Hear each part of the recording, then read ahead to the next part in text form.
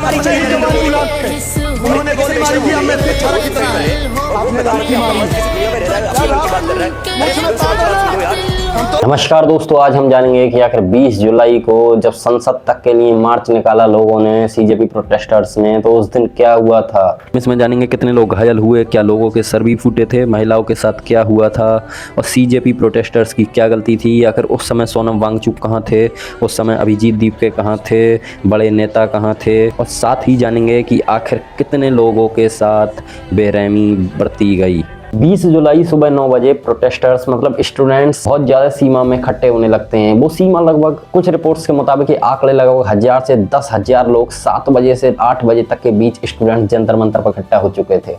Police वालों ने heavy security और बैरिकेड्स मतलब जिससे लोगों को रोका जाता है, आपने देखे होंगे जगह जगह पर, मैं लगा रहा हूँ स्क्रीन पर, ये लगा दिए थे। प्रोटेस्टर्स का कहना था कि प्रोटेस्ट करेंगे और अपना शांतिपूर्ण मार्च निकालेंगे और अपनी सरकार के आगे, पार्लियामेंट के आगे अपनी शांतिपूर्ण तरीके से अपनी बातों को रखा जाएगा। 20 जुलाई सुबह 10 बजे तक ये संख्या बढ़कर 10,000 स्टूडेंट्स की हो गई और बताया जा रहा है कि सीजेपी लीडर्स और गवर्नमेंट के बीच बातचीत हुई और जेपी नड्डा से मीटिंग के बाद सीजेपी ने कहा कि उनकी बात सुनी जाएगी। जेपी नड्डा ने कॉकरोच जनता पार्टी के लीडर्स से कहा कि उनकी बात सुनी जाएगी, मगर एंड जो फाइनल आंसर आया वो ये था कि किसी भी कंक्लूजन नहीं निकला किसी भी तरीके का। बीजेपी के प्रोटेस्टर्स थे, उन्होंने मार्च को जारी रखा। अब जब लोग सीजेपी प्रोटेस्टर्स मतलब कॉकरोच जनता पार्टी के जितने भी सपोर्टर्स थे, सपोर्टर्स की फैमिली और जितने भी रिलेटेड थे, सब ज्यादा इकट्ठे होने लगे और काफी ज्यादा क्वांटिटी में लोग होने लगे। मार्च पार्लियामेंट की तरफ बढ़ा, बैरिकेड्स पर भीड़ रुक गई। इसी दौरान धक्का मुक्की शुरू हुई। पुलिस का कहना था कि कुछ लोग बैरिकेड्स तोड़कर धक्का मुक्की कर जो रेस्ट्रिक्टेड एरिया में घुसने की कोशिश कर रहे थे। तो पुलिस वालों ने किस कदर लाठियां बरसाई आप इस वीडियो में देख सकते हैं।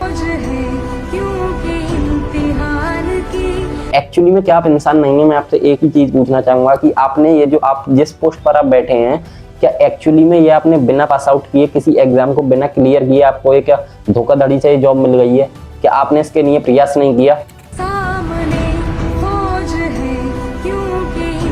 सबसे बड़ा सवाल आम जनता का कि आखिर कितने लोग घायल हुए, कैसे कैसे पूरे कितने घायल हुए, कितने रजिस्टर्ड घायल हैं और क्या इस पूरी वीडियो में एक्चुअल में घायल हुए लोगों की क्या संख्या है, चलिए जानते हैं।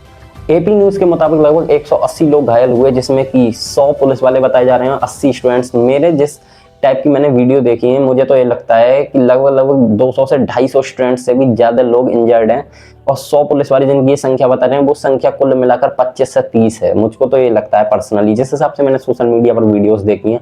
पहली बात तो ये डाटा सिक्योर्ड नहीं है और ये डाटा कोई वेरीफाइड नहीं है। आरएमएस हॉस्पिटल ने शाम तक लगभग 65 केसों को रिसीव किया, मतलब आरएमएस हॉस्पिटल जो था वहां पर 65 पेशेंट पहुंचाए गए। सबसे बड़ा सवाल, क्या जो video Instagram reels YouTube reels में दिख रहा है कि अब वास्तव में लोगों के सिर भी फूटे गए, क्या तानाशाही की गई सरकार के द्वारा? तो एक्चुअल में इसका जवाब हाँ है जी। कम से कम यहाँ पर कुछ नहीं तो 10 से ज्यादा लोगों के सिर फटे हैं, इंजर्ड हैं, काफी ज्यादा ब्लीडिंग हुई है। मैं ऊपर वीडियोस लगा रहा हूँ, जैसे मैंने शुरू में भी लगाई थी। काफी ज्यादा लोग इंजर्ड हो चुके हैं और कहीं तो हमारे आसपास के भी प्रोटेस्ट करने गए थे, उनकी भी काफी ज्यादा हालत खराब है। इतनी बेरहमी तरीके से पुलिस वालों ने सिचुएशन को हैंडल किया कि एक्चुअली में आप बिलीव नहीं करेंगे, कुछ पुलिस वाले तो इतनी बुरी बर्ताव कर रहे थे, गाली तक बक रहे थे। एक बड़ा सवाल, क्या लोगों के सिर भी फूटे गए? जी हाँ, वास्तव में मैंने तो कई रील स्क्रॉल कर काफी ज्यादा रिपोर्ट्स, मतलब लोकल रिपोर्ट्स तो इसको वेरीफाई नहीं करती हैं कोई भी, मगर हाँ अगर आप देखेंगे तो लोगों के सिर फूटे थे, वो इंजर्ड थे, ब्लीडिंग थी और काफ़ी ज़्यादा लोगों को बुरा महसूस हुआ कि एक्चुअल में क्या हमारी गवर्नमेंट जिसको हमने बनाया वो हमारे साथ इस तरीके का प्रदर्शन कर सकती है। चलिए आप खुद बताइए, जब तक मैं किसी को ऑर्डर नहीं दूंगा, जब तक वो किस तरीके से जनता के साथ ऐसा व्यवहार कर लेगा, और वो भी बिना कठोर ऑर्डर के। बड़ा सवाल कि महिलाओं के साथ भी क्या कुछ गलत हुआ था? जी हाँ, कई महिला प्रोटेस्टर्स को घसीट कर डिटेक्ट किया गया। एक 17 साल की लड़की ने पीटीआई को बताया कि उसे वुमेन पुलिस ने ऊपर से बैरिकेड्स पर से फेंक दिया और उसके हाथ पर सब टूट गए। अभिजीत दीपके ने एलिगेशन लगाया कि एक 15 साल की लड़की को मेल पुलिस वाले ऑफिसर ने मारा। सोनम वांगचुक की वाइफ के साथ भी बदतमीजी की गई। सोनम वांगचुक जो कि उस समय हॉस्पिटलाइज थे, लोगों की बहुत ज़्यादा डिमांड है कि वो इस समय कहाँ थे और एक्चुअल में उन्होंने कहा तो उन्होंने कहा कि मैं इस प्रोटेस्ट में आना चाहता हूँ, मगर कुछ सिक्योरिटी के द्वारा उनको रोका गया और वो उनका ये भी कहना था कि मैं दोबारा से अनशन पर बैठूंगा, हंगर स्ट्राइक तो दोबारा से अपनाऊंगा और इस प्रोटेस्ट को आगे बढ़ाऊंगा। ये दीपके ने क्या कहा? उन्होंने कुछ स्टेटमेंट्स रखे। एक्चुअल में ये भी सवाल था कि बड़े नेता उस समय कहाँ थे जो हमें स्क्रीन रील्स में दिखाई दे रहे थे, क्या एक्चुअल में वो वहाँ थे? तो जी, राहुल गांधी बाद में आए थे, प्रियंका गांधी आई थी, अखिलेश यादव उनके सपोर्ट में आए जब उनको डिटेक्ट कर लिया गया था राहुल गांधी जी को।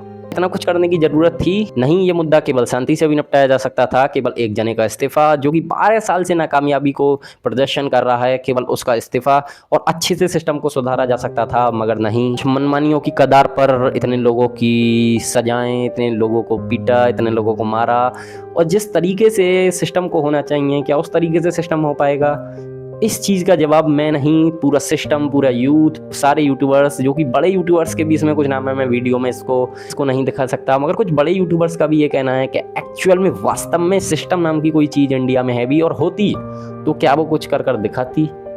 जो भी आपकी राय हो आप कमेंट में बता सकते हैं। अभी जो मैं जरा कुछ शब्द बोल रहा हूँ उनको जरा आप मतलब बहुत तरीके से आप समझिए और एहसास कीजिए कि मान के चलिए गवर्नमेंट या फिर गवर्नमेंट का कोई लीडर या फिर उनका कोई रिलेटिव मतलब किसी प्रोजेक्ट को तैयार करता है और लगभग उसमें 6 महीने या फिर 1 साल की अवधि का समय लगता है। वो किसी प्रोजेक्ट को बना रहा है अपनी सोसाइटी के लिए या फिर किसी रिलेटिव के लिए, या फिर आप ये मान लीजिए कि वो पर्सनल यूज़ के लिए बना रहा है और उसमें आप अपने जी जान सब कुछ झोंक देता है बुरी तरह, अपना दिन रात कुछ नहीं देखता, जो कि लोग बाग करते भी हैं, लीडर्स करते भी हैं, गवर्नमेंट करती भी है, हम ये नहीं कह रहे। वो एक्चुअल में जो उसका रिजल्ट मतलब जो उसका परिणाम हो, एक्चुअल में वो 0 शून्य बटे सन्नाटा हो एंड में आकर, या फिर वो जो आप पूरा प्रोजेक्ट बना रहे हैं एक्चुअली में वो प्रोजेक्ट का जो नींव हो वही खराब हो।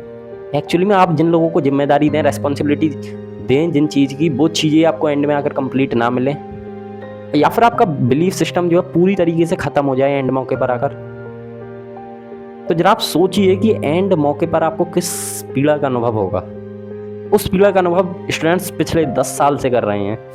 10 साल में 90 पेपर लीक, मतलब आप आंकड़ों से देखेंगे तो हर 1.5-2 महीने 2.5 महीने में एक पेपर लीक। एक्चुअल में क्या ये दर्द नहीं, क्या ये इस्तीफे की मांगों को गलत साबित करता है? क्या एक्चुअल में धर्मेंद्र प्रधान का इस्तीफा एक गलत है? क्या धर्मेंद्र प्रधान की यहाँ कोई गलती नहीं, या धर्मेंद्र प्रधान को यहाँ पर अकाउंटेबिलिटी लेने का हक नहीं? क्या इसमें स्टूडेंट्स की गलती है कि वो पढ़ रहे हैं, उनके माँ बाप अपने गहने बेचकर उनको पढ़ा रहे हैं? क्या वो दिन रात अपनी एक कर रहे हैं, अपने दोस्तों के साथ नहीं घूम रहे, केवल पढ़ाई पर ध्यान दे रहे हैं, देश को उज्ज्वल बनाने की कोशिश कर रहे हैं? क्या ये स्टूडेंट्स की गलती है, या पेपर लीक भी स्टूडेंट्स की गलती है? कुछ सवालों पर अगर आप नज़र डालेंगे तो वो कहीं ना कहीं 99% स्टूडेंट्स को सही साबित करते हैं और 100% गवर्नमेंट को वो गलत साबित करते हैं। एक्चुअल में उसमें से एक मुद्दा पेपर लीक का भी है। एक्चुअल में स्टूडेंट्स की पेपर लीक में तो कोई गलती ही नहीं। चलिए आप पूरे इंडिया के अंदर कोई भी ऐसा व्यक्ति बता दीजिए जिसमें जो कि ये साबित कर सके, जो कि ये प्रूफ कर सके कि स्टूडेंट्स की गलती है पेपर लीक में। ऐसा कोई पूरे इंडिया के अंदर मौजूद है जो ये बता सके कि स्टूडेंट्स की गलती है पेपर लीक में? पेपर लीक में 0.1 भी स्टूडेंट्स की गलती नहीं हो सकती। स्टूडेंट्स तैयारी कर रहा है, क्या ये उसकी गलती? वो पेपर के लिए पढ़ रहा है, अपनी दिन रात एक कर रहा है, क्या ये स्टूडेंट्स की गलती? या धर्मेंद्र प्रधान अपना काम बखूबी नहीं निभा पा रहे, ये भी स्टूडेंट्स की गलती है? केवल एक मांग धर्मेंद्र प्रधान का इस्तीफा, और एक्चुअल में मांग 99.9% कहीं सही भी लगती है। बिकॉज जब आदमी अपनी जिम्मेदारियों से मुंह फेर लेता है तो वो देश का उज्जवल भविष्य नहीं कर सकता, वो देश के लिए वो अधिकार नहीं रख सकता जिस चीज़ के लिए उसको बनाया गया है।